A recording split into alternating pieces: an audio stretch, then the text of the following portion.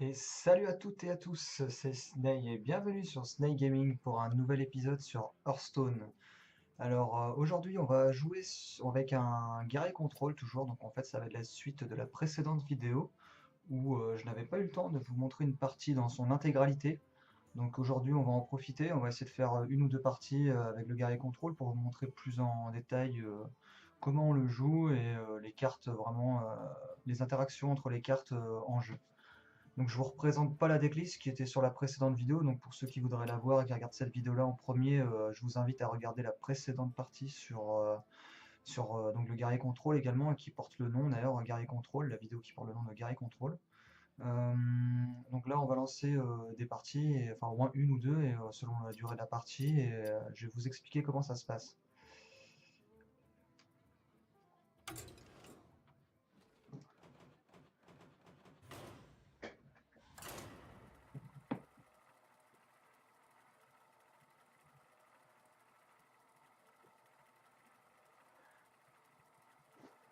Allez, c'est parti. Alors on tombe contre un prêtre. Alors, le guerrier contrôle a un mauvais match-up.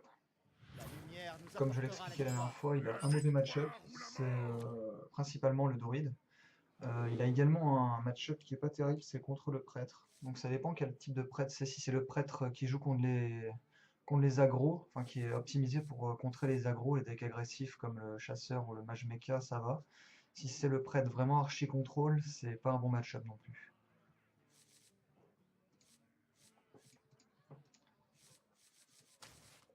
Je vais rien garder quasiment pour le moment. Je garde une exec qui pourrait me servir avec un sous-chef cruel sur une créature, mais bon là la main est pas terrible.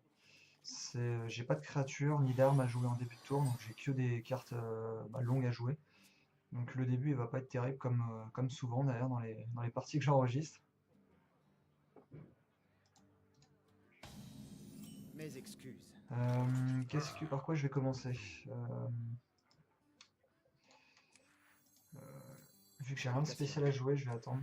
J'aurais pu jouer la fabricante d'armure tout de suite, mais ça aurait servi à pas grand chose, puisque j'aurais une créature certes sur le board, mais j'aurais pu faire l'armure le tour suivant, mais bon, c'est pas super intéressant.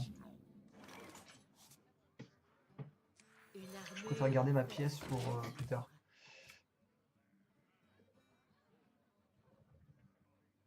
Bon, heureusement que j'ai pas utilisé ma pièce tout à l'heure, parce que là, du coup, elle aurait servi à rien. Là, il devrait jouer une créature ce tour-ci, normalement. Il devrait jouer quelque chose, parce que c'est déjà 4 tours. Et il joue toujours rien. Euh, Je sais pas quel type de deck prête c'est. On va voir.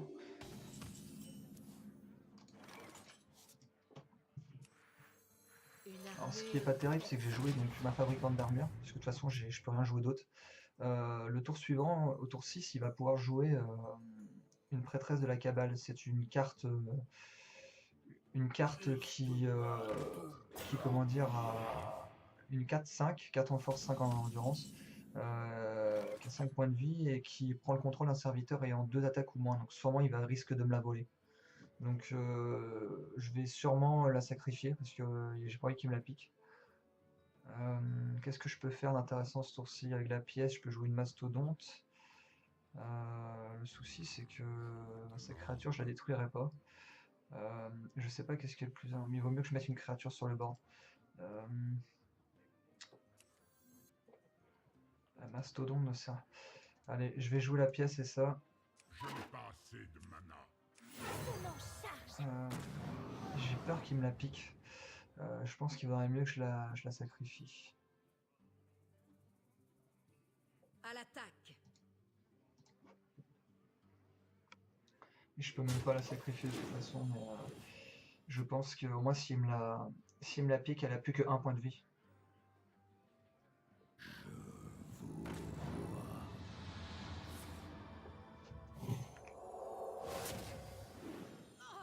Bon, alors là, il a joué une carte qui est pas si mal au Reb. Le souci, c'est que bah, j'ai 6 de mana, donc je vais pouvoir jouer ça sur lui. Et ça. Alors le but, c'est que lorsqu'on va... Nous, alors, contre un prêtre donc, qui se soigne, là, l'idéal, ça serait d'attendre quelques tours, de lui jouer à l'extrasa. pour le faire descendre à 15 points de vie. Vu que il se soigne bien, etc. En général, pour le moment, ça sert à rien que je lui fasse des dégâts, donc je vais attendre. Je vais le mettre à 15 points de Les vie. damnés se tiennent prêts. Et ensuite, une fois qu'il sera à 15 points de vie, je pourrais jouer éventuellement essayer de finir avec Gros Mâche et un sous-chef cruel par exemple, ou avec la mastodonte de fer que je jouerai dans les prochains tours. Là, je pense que je vais les jouer dans les prochains tours parce que là, pour le moment, le contrôle de terrain est pas terrible. Lui, ce qui est bien, c'est qu'il s'essouffle un petit peu en cartes, malgré le fait qu'il pioche quand même des cartes avec par exemple cette carte-là. Sinon, il aurait déjà été il aurait plus de cartes dans sa main. Le card advantage, c'est quelque chose d'important et qu'il faut essayer de conserver tout au long des parties. Alors, ce tour-ci, qu'est-ce que je pourrais jouer d'intelligent? Il a une 3, 4. Alors celle-là, elle est chiante parce que quand elle va mourir, elle va donner 3 points de vie à lui. Mais bon, comme il a taunt, je serai obligé d'attaquer lui en priorité, donc à voir. Il y a un truc qui aurait pu être sympa, mais pas ce tour-ci. Si, je vais quand même jouer celle-là. Quoique ça m'embête parce que je peux pas faire d'armure. Ouais,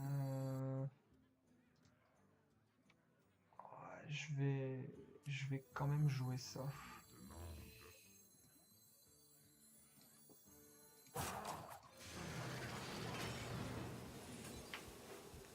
Moi, j'espère juste qu'il a pas la carte qui confère à sa créature le même nombre d'attaques que son nombre de points de vie. Donc là, il a une 1-7 qui a 7 points de vie. Il pourrait éventuellement la transformer en une carte qui a beaucoup plus de points de vie. Donc j'espère pas, on verra bien. Bon là, qu'est-ce que je peux faire? Il peut se soigner. Ouais, c'est un peu triste de faire ça, mais si je veux vraiment prendre le contrôle, qu'est-ce qui est intelligent?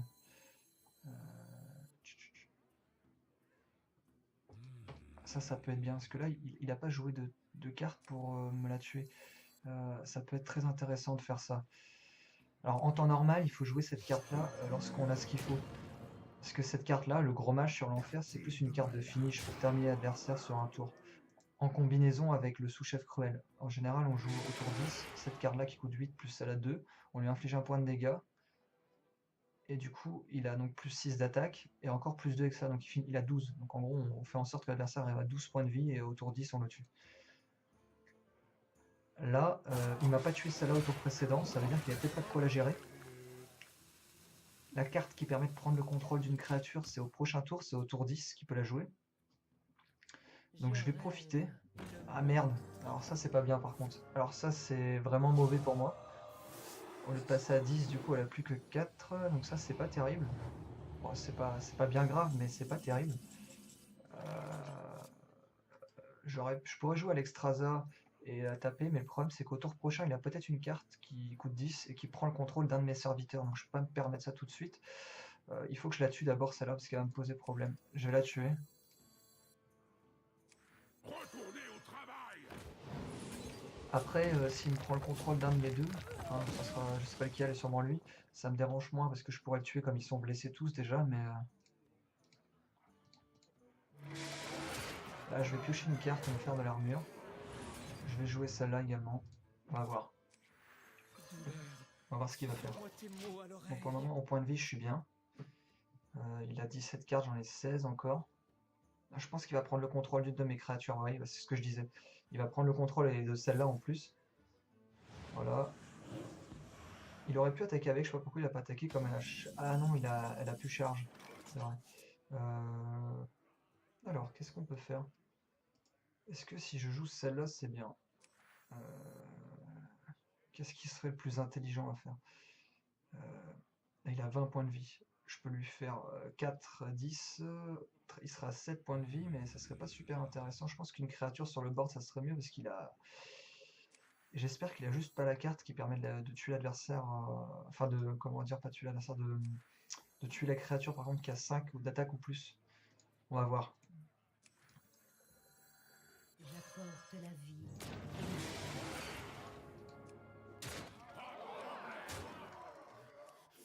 Hop, on va voir. Donc là il est pas très bien. Il pourrait encore s'en sortir, hein, c'est pas encore gagné, mais il est pas bien. Quelqu'un est blessé.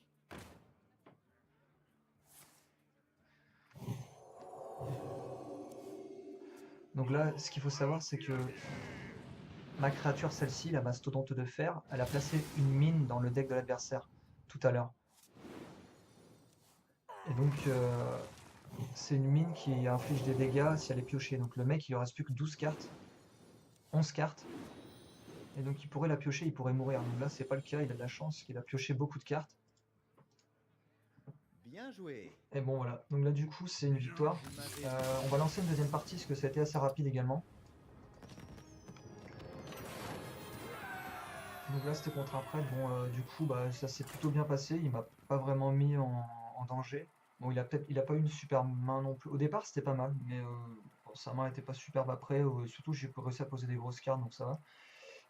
Là, le deck, clairement, il est pas. Enfin, normalement, c'est un peu plus difficile contre un prêtre. Là, ça s'est plutôt bien passé. Bon, on va faire un autre match, voir ce que ça donne. Bon, contre un prêtre encore. Galoche contre Anduin. La lumière nous Alors là, par apportera la exemple, victoire. mon début de partie est bien mieux.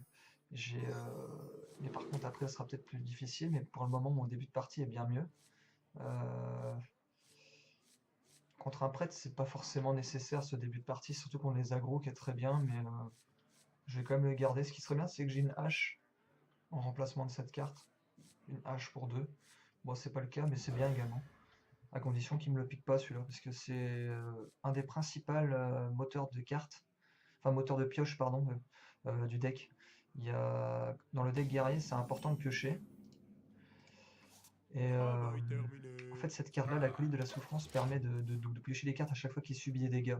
Et ça combotte très bien avec le sous-chef cruel, par exemple, ou avec des tourbillons qui infligent un point de dégâts à toutes les créatures. Donc ça nous fait piocher des cartes. On attaque notre propre créature, certes, mais elle n'a pas vocation à faire des dégâts, celle-là, elle a juste des vocations à nous faire piocher. Et on a également 2 cartes qui nous permettent d'infliger des dégâts. Enfin, d'infliger, pardon, de prendre des points d'armure, qui sont des maîtrises du blocage. Ça nous fait gagner 5 points d'armure, ça nous fait piocher des cartes. Donc ces maîtrises du blocage, qui sont des sorts, nous permettent de piocher des cartes, donc 2 cartes seulement, enfin, parce qu'il n'y a que 2 sorts. Et également, justement, cette carte-là, la colline de la souffrance, qui est jouée soit en une fois ou en 2 exemplaires dans les parties, peuvent nous permettre justement de piocher d'autres cartes. Mais c'est les seuls moteurs de cartes, à l'exception également d'une carte légendaire que je ne joue pas, que j'ai, mais que je ne joue pas, c'est Harrison Jones, qui est une carte qui détruit l'arme de l'adversaire et qui permet de piocher des cartes également en fonction du nombre d'armure, enfin en fonction du nombre de points de résistance de l'armure, enfin de la durabilité de l'armure, de l'arme en face. Du coup, moi je la joue pas, donc je vais pas vous en parler particulièrement, vous verrez peut-être ça dans un autre deck. Moi actuellement, là, il a une 4-4, elle frappe de façon aléatoire, donc il va sûrement taper celle-là, il va peut-être pas réussir à la taper, donc pour le moment, j'ai rien de spécial pour la gérer. Un prêtre, ça n'a pas beaucoup de cartes, je vais jouer celle-là. Avec un peu de chance, il va taper dans celle-là au pif, parce que 50% de chance d'attaquer le mauvais adversaire, donc c'est possible qu'il m'attaque celle-là. Travail terminé. Je vais voir, on verra bien ce que ça va donner.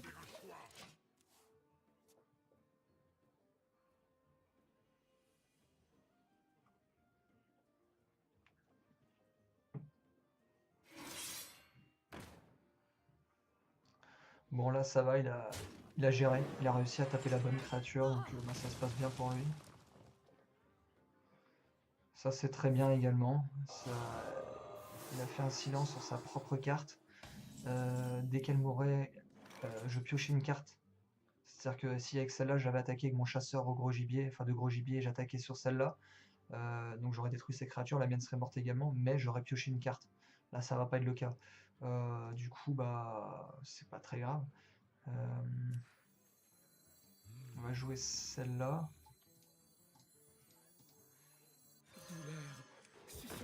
Comme ça, j'ai une carte sur le board. Tour prochain, je vais pouvoir jouer avec ça. Ça me fera piocher une carte. À condition qu'il me la laisse, qu'il me la tue pas. Ah, ça c'est pas bon. Votre magie ne vous Mais suffira c'est pas très très grave. Mais c'est bien joué de sa part. Retournez au travail. Bon là Là, ce qui est pas bien, c'est que j'ai plus de cartes quasiment. Là, j'ai pas grand chose à jouer. Bah, ce qui est bien, c'est que j'ai tour 6. Donc, le prochain tour, on est à 6. Donc, je vais pouvoir jouer celle-là. Tour 6, tour 7, tour 8. Donc, la courbe de mana est très importante. C'est de pouvoir respecter si possible. Bah, bien sûr, en fonction du jeu, c'est bien de pouvoir jouer les cartes, d'utiliser toute son mana. D'utiliser toute sa courbe de mana. De pouvoir jouer vraiment tout en fonction de sa courbe de mana. C'est-à-dire, elle coûte 6. J'ai 6 de mana ce tour-ci, c'est bien de pouvoir jouer 6 mana ce tour-ci, histoire de rentabiliser au maximum son mana. Bon, des fois on peut pas en fonction de différentes choses, mais c'est bien de pouvoir le faire. Alors, là la plupart de mes grosses cartes sont ici déjà. Euh, Qu'est-ce que je pourrais avoir là? Si je tapais... Non, je pourrais pas la tuer. Je vais jouer... je vais être obligé de jouer ça, parce que j'ai rien d'autre à jouer. Je n'ai pas le temps de m'amuser.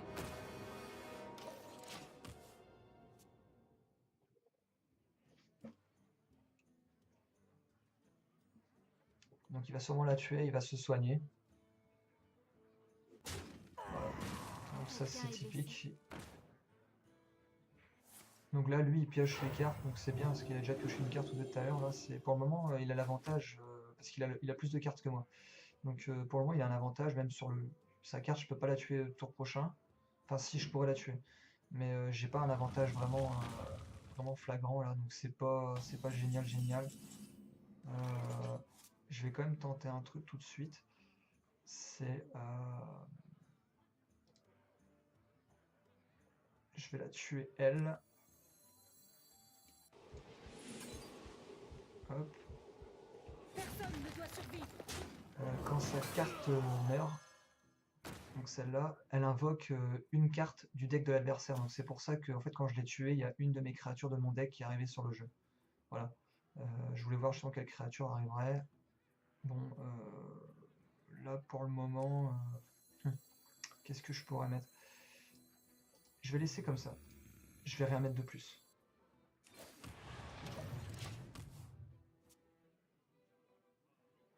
Pour le moment, ça fait quasiment pas de dégâts, c'est pas dangereux. Le seul truc, c'est que ça fait piocher les cartes, donc c'est un peu chiant et je vais la tuer au prochain tour. Et celle-là, elle est pas dans l'immédiat, elle est pas dangereuse.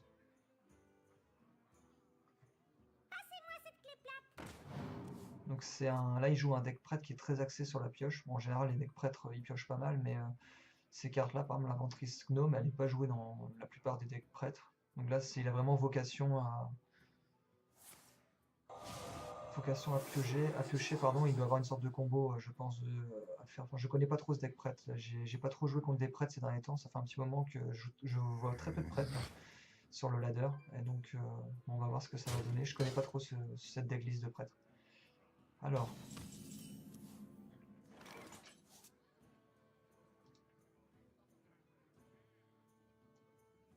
On va jouer ça.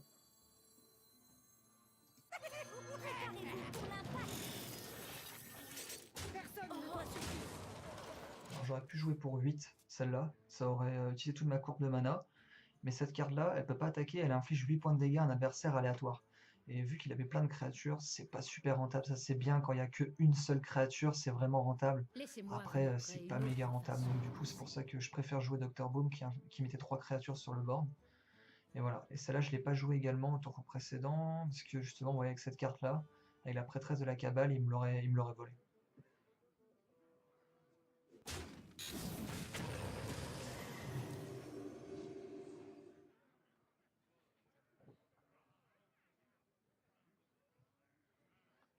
Bon là, la partie, elle est... je dirais, il faudrait que je le tue assez rapidement, parce que avec ça, j'ai peur qu'il commence à prendre de l'avance en piochant un peu trop. Donc là, il y a deux choses. Soit je l'attaque, parce que j'ai plus de dégâts que lui. Là, j'ai 17 dégâts. Lui, il peut pas attaquer avec celle-là. Il en a moins, mais après, il pourrait me contrôler. Donc là, je pense que je vais gérer son board d'abord. Alors, c'est dommage que j'ai pas 10 de mana. Parce que j'aurais pu justement jouer Ragnaros plus une hache. Alors. Alors les deux silences, il les a joués, ces deux silences. Donc du coup, celle-là, je pense que les silences qu'il avait dans le deck, c'était pour cette carte-là. Parce qu'elle aurait pu attaquer du coup. Mais là, elle peut pas attaquer. Donc cette carte-là, je pense qu'elle ne servira à rien. Donc celle-là, je vais pas m'en occuper.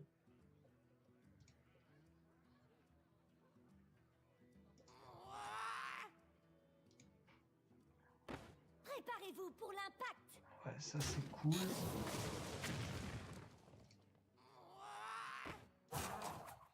Personne ne doit survivre.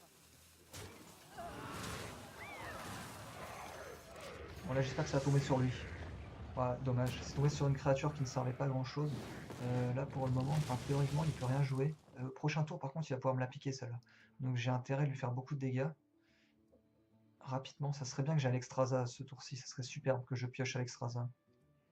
Alors ça c'est par contre c'est chiant. Ça c'est très chiant.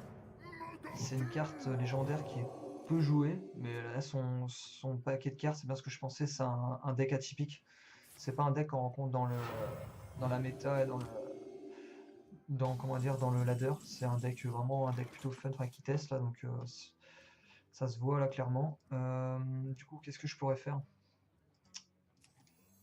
Je vais pas pouvoir faire grand chose malheureusement. Je vais voir. Bon, ouais, Préparez-vous pour l'impact. voilà. Tac. J'espère qu'il ne va pas attaquer. Je vais la mettre. Quoique. Non, je vais laisser comme ça. J'espère juste qu'il a pas la carte qui. J'espère qu'il va pas me la piquer en fait. Il n'y a que la. Bien joué. Voilà. Bon bah ça se termine bien. Il aurait eu la carte qui piquait cette créature, il aurait pu gagner la partie. Là pour le moment il n'avait pas eu, donc bah voilà. Bon bah voilà, c'est une autre victoire.